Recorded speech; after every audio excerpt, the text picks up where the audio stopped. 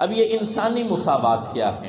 انسانی مساوات یہ ہے، اللہ کے نبی صلی اللہ علیہ وسلم نے فرمایا، تمام انسانوں کو مخاطب کر کے کہا کہ اے انسانوں، تمہارا رب ایک ہے، تمہارا جد امجد حضرت آدم ایک ہے، تمہارا دین ایک ہے، تمہارا قرآن ایک ہے، تمہارا نبی ایک ہے، تمہارا خدا اور معبود ایک ہے۔ لہٰذا کسی عربی کو کسی اجمی پر کوئی فضیلت حاصل نہیں ہے، کسی قوم اور کسی برادری کو کسی دوسری قوم اور برادری پر فضیلت حاصل نہیں ہے۔ یہ جو لوگ اپنی قوموں پر فخر کرتے ہیں، اپنی برادریوں پر فخر کرتے ہیں، اپنے قبیلوں پر فخر کرتے ہیں کہ میں فلاں خاندان سے ہوں، میرا فلانا خاندان ہے، میں فلاں قوم اور قبیلے سے ہوں، اور قوم اور قبیلوں کی وجہ سے، برادریوں کی وجہ سے، ذات اور پات کی وجہ سے، اپنی لسانیت کی وجہ سے، اپنی زبان کی وجہ سے لوگوں سے سلام نہیں لیتے،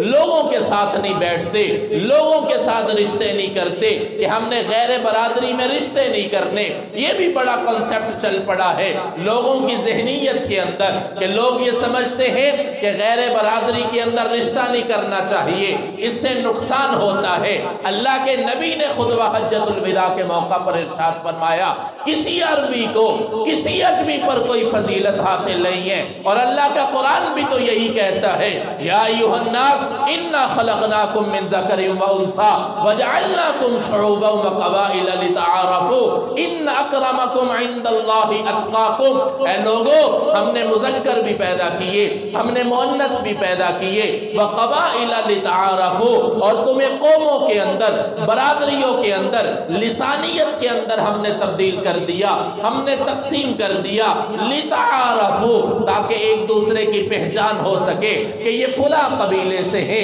یہ فلاں خاندان سے ہے، یہ فلاں کی اولاد سے ہے۔ ویسے دیکھا جائے اللہ کا قرآن یہ کہتا ہے، ان اکرمکم عند اللہ اتقاکم، کسی قوم کو، کسی برادری کو، کسی خاندان کو، کسی پر کوئی فضیلت حاصل نہیں ہے۔ اگر فضیلت حاصل ہے تو وہ صرف تقوی کی بنیاد پر ہے۔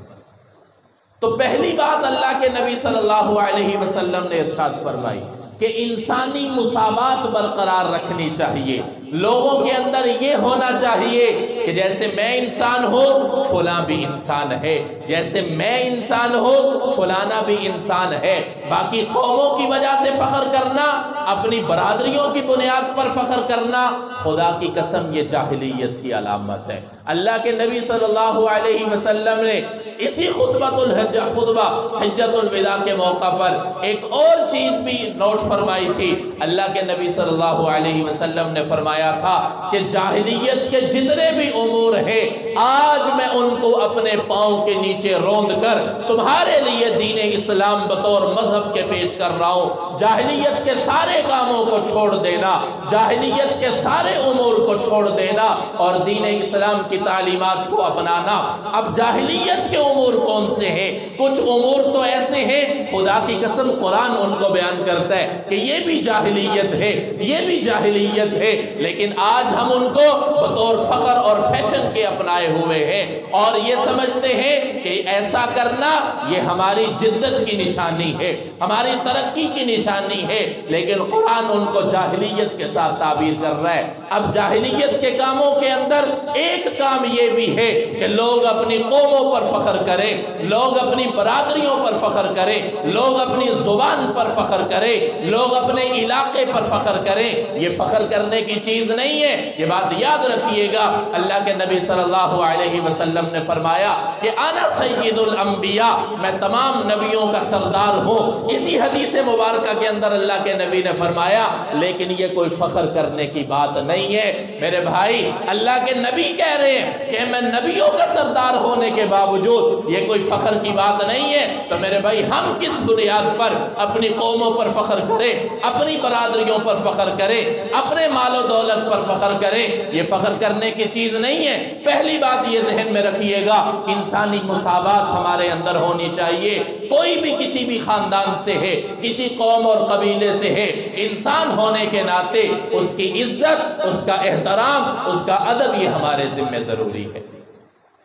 दूसरी बात यह है कि जाहिलियत की बातें हो रही हैं कि जाहिलियत के काम कौन से हैं, जाहिलियत के काम कौन से हैं। एक तो मैंने अर्ज कर दिया कि ये कौमों पर फख्र करना, बरादरियों पर फख्र करना, ख़ानदानों पर फख्र करना, अपनी ज़ुबान पर फख्र करना, मालो दौलत पर फख्र करना, अपने पैसे पर, अपनी जायदाद पर फख्र करना, ये कोई फख्र करने की चीज़ नहीं है, ये जिहालत की अलामत है। दूसरे नंबर पर जिसको कुरान मजीद के अंदर भी बयान किया गया है, गालिबन 22वां पारा है सूरह अहज़ाब के अंदर, अल्लाह ताला फरमा रहे हैं वला तबर्रजना तबर्रुजल जाहिलियतिल ऊला, खुसूसन ऐसी औरतों को ये कहा जा रहा है कि जो बेपर्दा घर से निकलती हैं, बेपर्दा तौर पर अपने घरों से निकलती हैं। अल्लाह का कुरान ये कह रहे हैं, ए अल्लाह के नबी, ए अल्लाह के रसूल, आप लोगों को बता दीजिए कि वो अपने घरों से, खवातीन अपने घरों से बगैर पर्दे के ना निकले। अल्लाह इसको ये कह रहा है कि बगैर पर्दे के खवातीन का घर से निकलना ये जाहिलियत की अलामत है, ये जिहालत की अलामत है। ज़माने जाहिलियत के अंदर लोग अपने कपड़ों के बगैर, अपने पर्दे के बगैर, अपने जो है वो लिबास के बगैर घरों से निकल जाते थे, ये जाहिलियत की अलामत है। दीन ये कहता है कि हमें बापर्दा घर से निकलना है, दीन ये कहता है हमें लिबास के अंदर अपने घर से निकलना है, दीन ये कहता है अपने जिस्म को छुपाकर हमें अपने घर से निकलना है। यहां पर मैं एक और बात भी अर्ज करना चाहता हूं। पहले ये सुनते थे कि औरतें बेपर्दा घर से निकल रही हैं, लेकिन बड़ी माजरत के साथ आज मुझे ये भी कहना पड़ रहा है कि मर्द बेपर्दा अपने घरों से निकल रहे हैं। आप कहेंगे कि वो कैसे? मैं अर्ज करता हूं, बेपर्दा मर्द अपने घरों से निकल रहे हैं। औरतें तो बेपर्दा है ही हैं, वो तो हर जमाने में थी, अब भी हैं। और पहली बात तो ये है कि कुरान तो बेपर्दा निकलने को जाहिलियत कह रहे, लेकिन हमारी खवातीन, हमारे मुआशरे की खवातीन बेपर्दा घर से निकलने को तरक्की समझ रही हैं, फैशन समझ रही हैं, पढ़ा लिखा मुआशरा समझ रहे हैं कि जी पर्दे में क्या रखा है, ये क्या है। अल्लाह इसको कह रहे हैं कि ये जाहिलियत है, लेकिन मर्द भी बेपर्दा अपने घरों से निकल रहे हैं। किस तरीके से?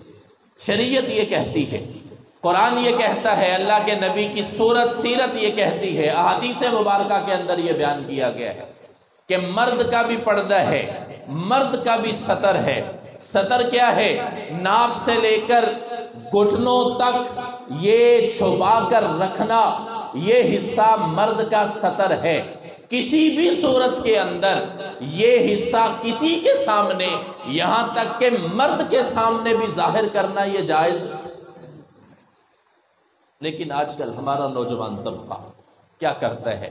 निकरे पहनता है, बड़ी माजरत के साथ, और इस निकरों को फैशन समझता है और ये समझता है कि ये निकरे पहनेंगे, मोटरसाइकिलों पर बैठते हैं। और खुसूसन चलो अगर निकर पहन कर को चल रहा हो और किसी ने अगर कोई लंबी निकर पहनी हुई हो, वो तो घुटनों के नीचे तक आ जाती है, लेकिन वही निकर पहनकर जब हम किसी जगह पर बैठते हैं, मोटरसाइकिल पर बैठते हैं या किसी और जगह पर बैठते हैं, तो वही निकरें हमारे घुटनों से ऊपर चली जाती हैं, जिससे वाज़े तौर पर उन मर्दों की बेपर्दगी हो रही होती है। और खुदा की कसम उनको एहसास तक नहीं हो रहा होता कि हम क्या अमल कर रहे हैं और हमारे इस अमल से कितना नुकसान हो रहा है। तो क्या मर्द बेपर्दगी नहीं कर रहे?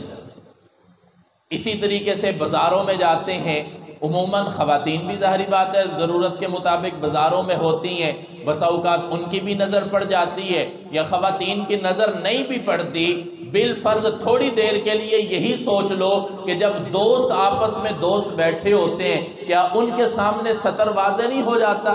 तो क्या ये बेपर्दगी नहीं है?